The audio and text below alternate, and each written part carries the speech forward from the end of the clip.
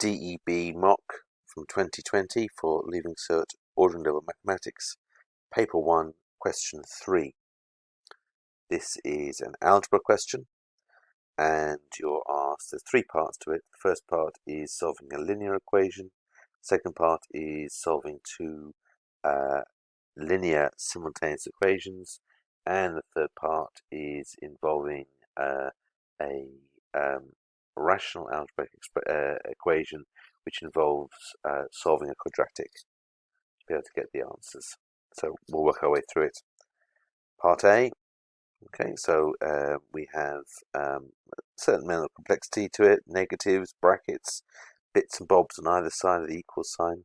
So it's a case of just systematically working your way through, multiply the brackets, collect like terms, tidy up, and see where you go from there. So we have the first issue that people might make a mistake with is this minus 6 that's in front of the bracket. There's 2x sitting there on its own, doing nothing, minding itself. Okay, the minus 6 is then multiplied by 3, and minus 6 is also multiplied by minus x, which gives us plus 6x. On the right hand side then we have 2 multiplied by 5x, and the 2 multiplied by the minus 1.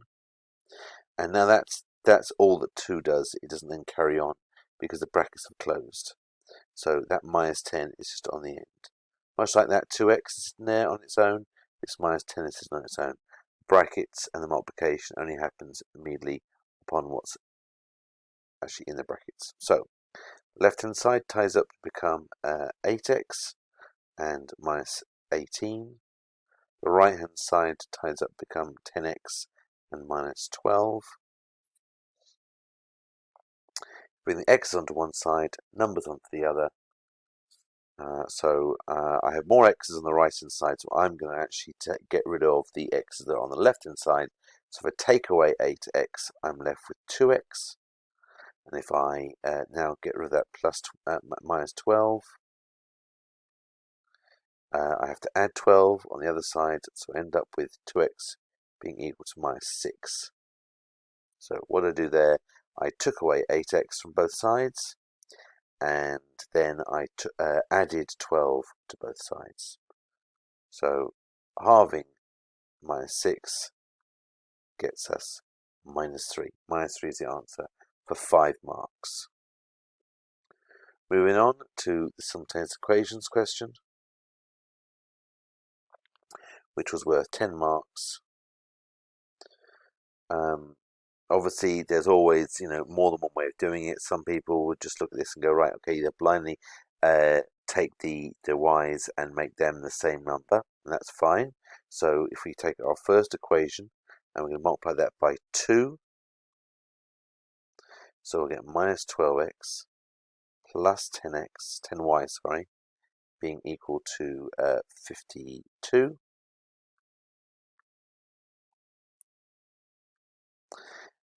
That's the first one, just everything has been doubled. The second equation, if I multiply that by 5, I end up with 15x minus 10y and minus 40.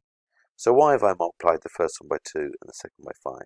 Because I'm saying to myself, I want to have the y's coefficients the same number but opposite signs.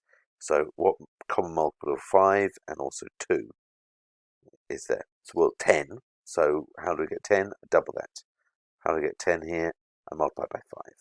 So now that the y's are the same number but opposite signs, I can simply just add what I've got in front of me. So minus 12 and plus 15 gives me 3x, not minus 27. Okay, it's positive 3x. The y's eliminate each other, and here 52 take away 40 gives me 12.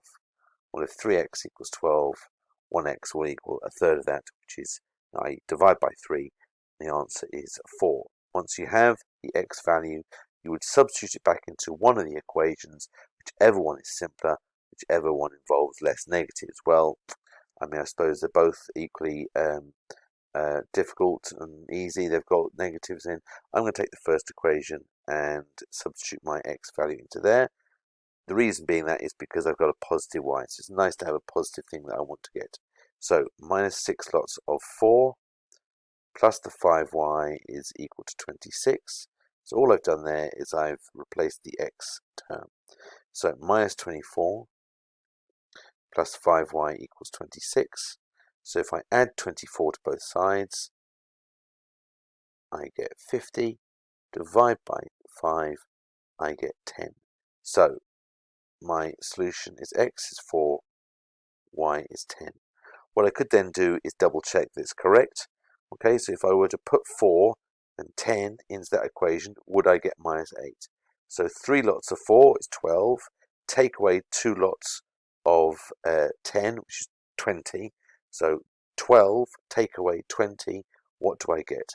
Minus 8. So that works. Okay, I'm happy with that as an answer. Okay, now the other alternative to that as a question would have been to get the x's to be the same number but opposite signs. Okay, so this one would actually technically have been an easier process because all I need to do is double the second line because the lowest common multiple of 6 and 3 is 6.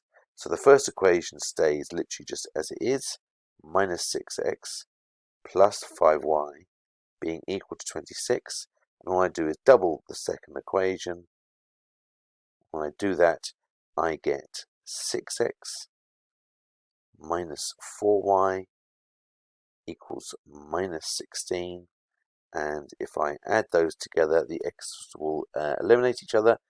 Add these together, so 5y and minus 4y gives me just 1y, and 26 and minus 16 gives me 10.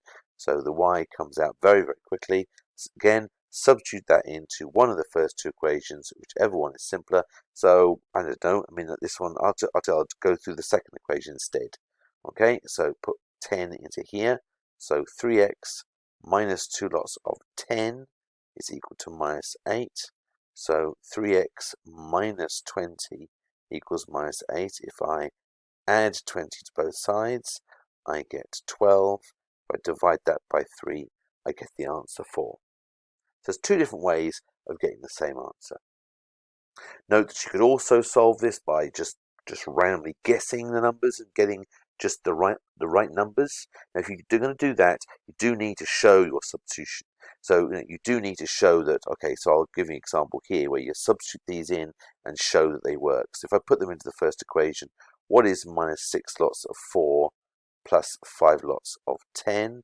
Well, that's minus 24 plus 50, which is equal to positive 26. Well, that's what it's equal to. So it works, okay? But you need to show substitution into the equations if you're going to get the full marks, if you're guessing. A final option is to draw the graphs of these two straight line graphs, okay, and look to where the two lines intersect. Okay, moving on to the last part, part C. This was a question involving us being able to it's the most complicated one because it's involving an equation which has fractions, rational expressions, where there is algebra in the denominators. Now, there's a variety of different ways in which you can actually approach this.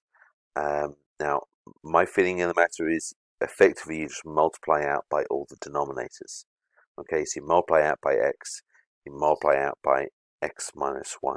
Okay, everything.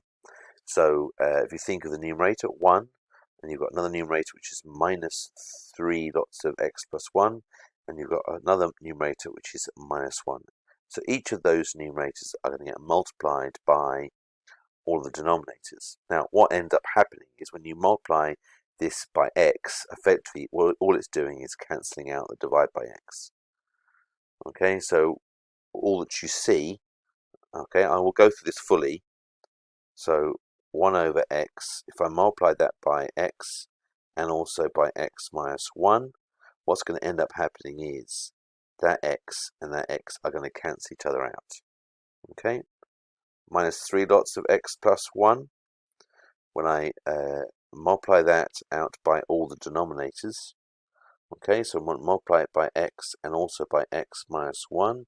Again, you're going to see that this x minus 1 cancels out the denominator x minus 1. Finally, minus 1 multiplied by, again, all the denominators multiplied by x and x minus 1. So, tidying up, we end up with one lot. I'm just going to write this line out again, just a bit more tidy. One lot of x minus 1 minus 3x plus 1 multiplied by x, and lastly minus 1 multiplied by x minus 1. Now, just very quick before I move on and open up this brackets, just notice what has effectively happened with this line is I take 1 and I multiply it by all the other denominators.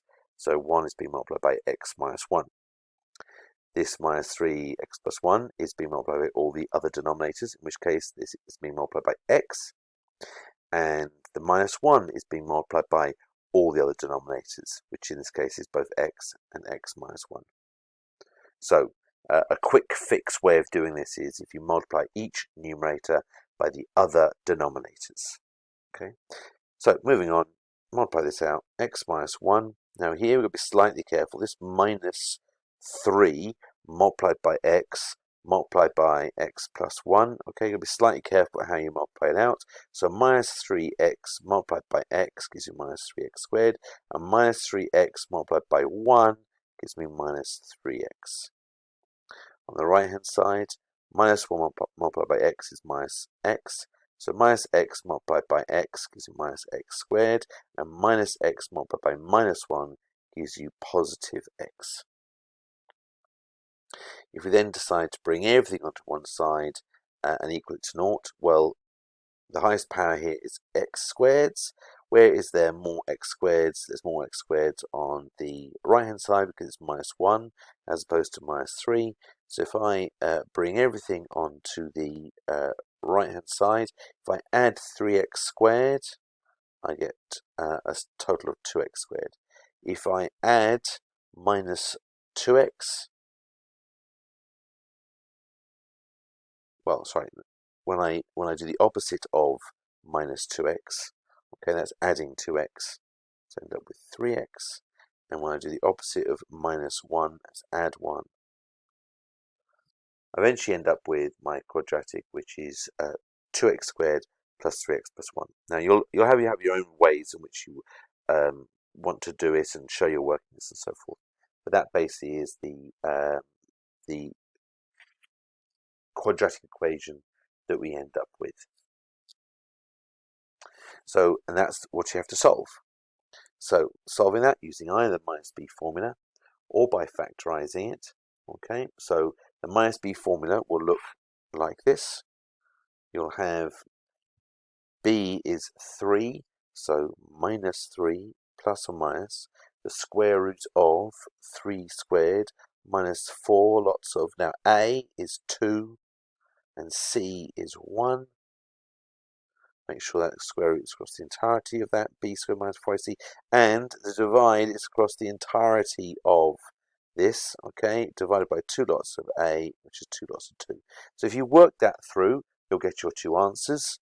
Alternatively, you can factorize, okay, and if you factorize, I'm not going to go through the factorizing process, but you get 2x plus 1 and x plus 1 equaling to 0.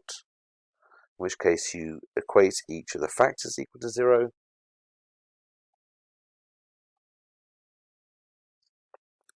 So 2x plus 1 equals 0, in which case x is minus a half, and x plus 1 equals 0, in which case x is equal to minus 1.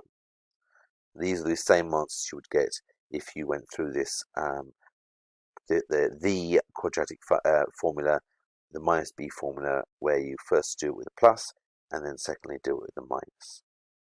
Okay, so minus a half and minus 1. And they are 2 answers for 10 marks.